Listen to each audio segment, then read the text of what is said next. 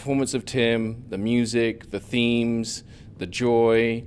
I think it's there's a reason when great works of art survive, because it works on many different levels. It's not just one thing.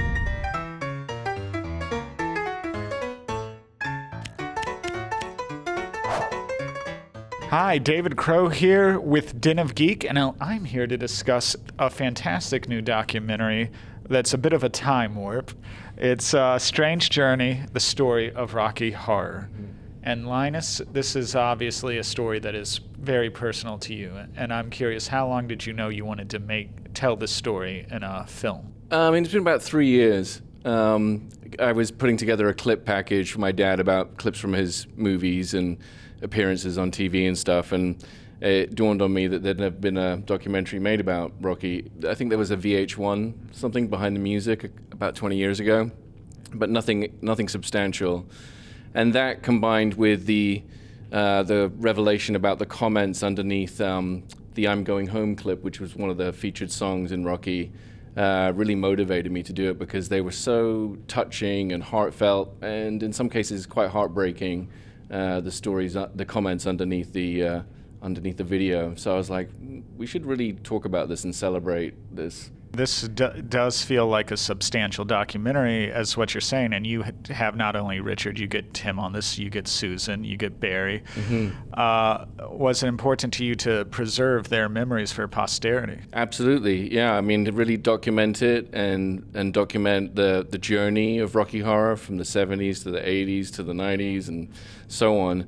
Yeah, very important. And to revisit all the archival footage that we found was really something. In fact, when I showed the film to my dad, I said to him, well, it must have been like you're looking at someone else's life. It's because it's been so long. And he was like, yeah, exactly. That's exactly how it was. For you, Linus, I'm curious what it meant in your life, because, for example, there's a really great moment where your father's walking around the town he grew up in, and there's a statue to him, and the irony's not lost on him. Yeah. But for you, growing up in the 80s, were you aware of what a big deal Rocky was becoming? Yeah, we've always been aware of it, but it was, he was my dad first and foremost, so it was almost just like his job in some respects. But every now and then we'd go to, he'd take me to Dusseldorf in Germany. We'd see the Operatic Society do Rocky there, and all these little moments throughout my childhood. So very aware of it, but you don't really know the impact until you start delving into it. It's very touching how you get him to play some of the songs on the guitar. Was that something he liked to do, or is he? Oh, he always likes to play the guitar, but it was very important for both of us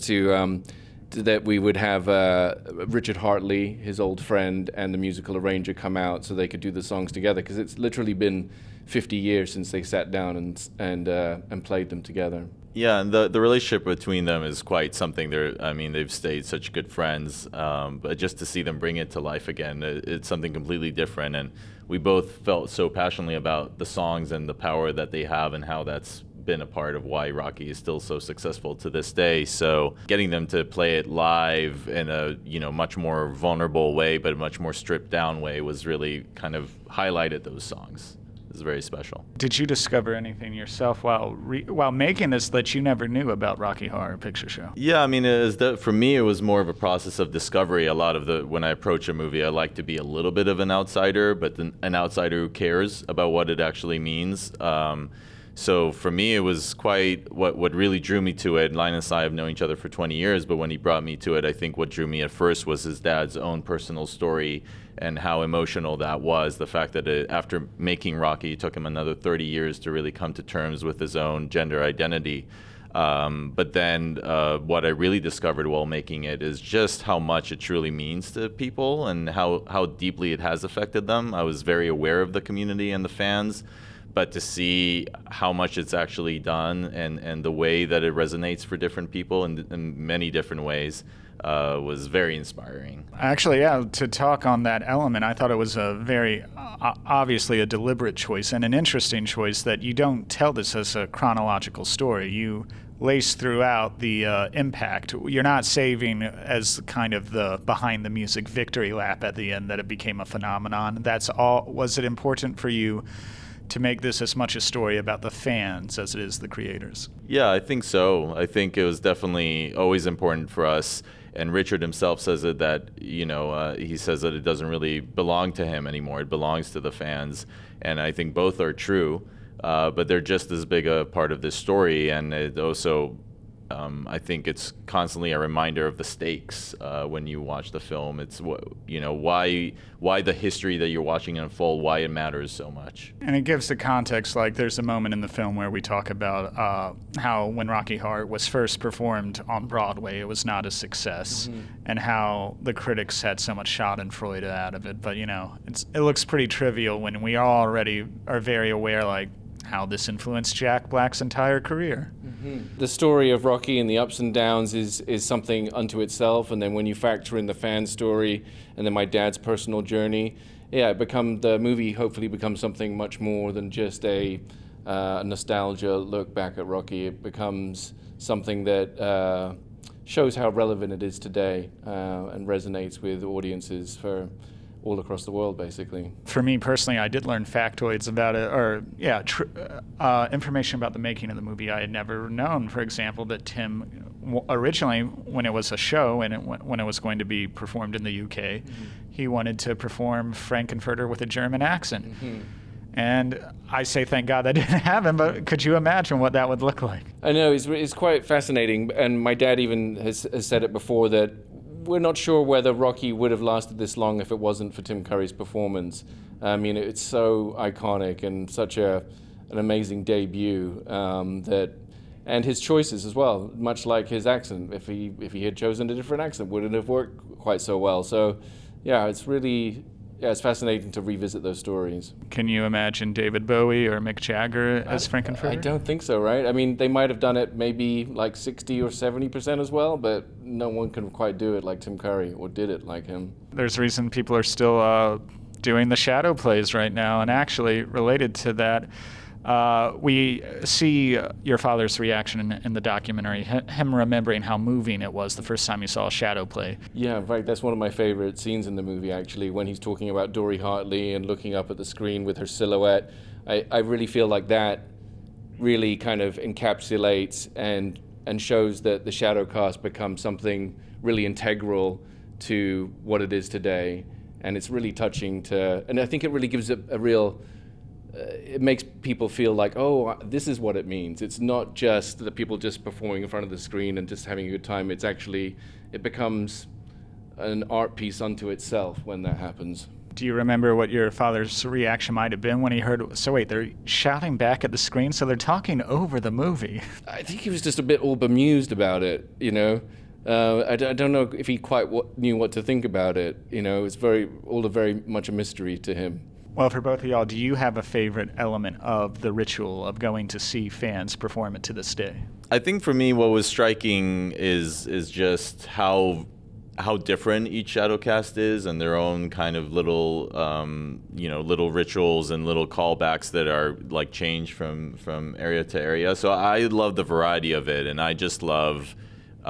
Because I was there as an observer every time, I loved, and a lot of times I was looking at the audience, and I loved seeing people's reactions. I love seeing their joy, because it is a joyful event. So I think that's probably the best thing about it, is just how much joy there is, even when it seems maybe intense and like they're yelling things that you wouldn't yell in other venues, but it is actually joyful and very inclusive. Anyone who goes there feels like they belong to something. It's quite subversive, but because there's so much happiness and joy, it kind of just gets a free pass.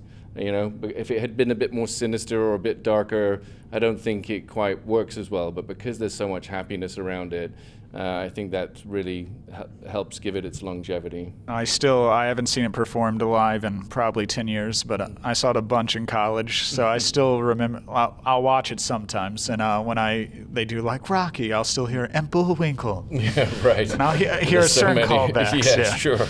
For both of y'all, what do you think the Rocky Horror legacy really comes down to? It is so many things. It is a multi-layered kind of experience. I think we've talked about it a lot, that really you would hope that these days that it wouldn't really resonate as much, that we would live in an age where Rocky doesn't need to be seen as much, or doesn't need to provide this safe space for so many people, but really does. And we're in an age where transgender rights are under threat, and we, the film almost resonates just as much as it did in the 70s.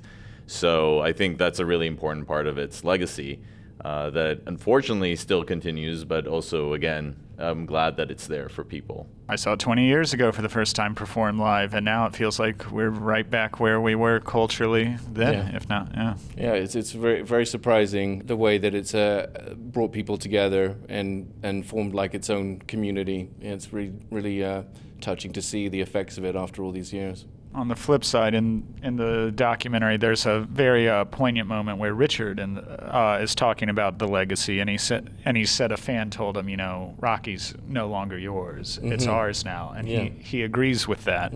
But I'm curious, for you, is it a little bit about reminding people that there is a human story behind the phenomenon, and if it's their story, to give more credit to the people who made it possible? I mean, it works on so many different levels. I think the music is one of the strongest reasons why people keep coming back, because the music is so strong. The performance of Tim, the music, the themes, the joy.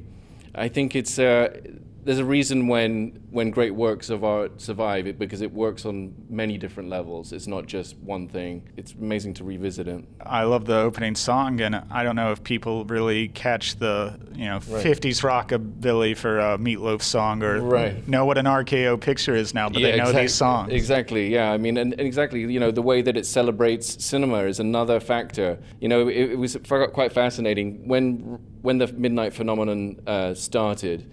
A lot of theaters across the Midwest were going out of business, but they could always depend on the midnight screenings on Friday and Saturday. And so it saved a lot of, not only did it celebrate cinema, but it saved a lot of cinemas across the Midwest. So that's really nice to hear as well. Yeah, I'll see it go in another 50 years? I think it will just last forever. I tell this story about Station 11. Do you ever seen that show on HBO? And they perform Hamlet as they go around on tour. And my thought when I was watching, it's like, yeah, they're probably performing Hamlet on Fridays, but on Saturdays, they're probably performing Rocky Horror. And I think that's the kind of legacy it has. And that's going to be the much more entertaining show. Well, yeah, sure. Well, thank you so much. Rocky Horror means a lot to me, and I really enjoyed this documentary, and I'm so glad you were able to put it out to the world. Well, thanks for your time. Thanks for having us. Appreciate it.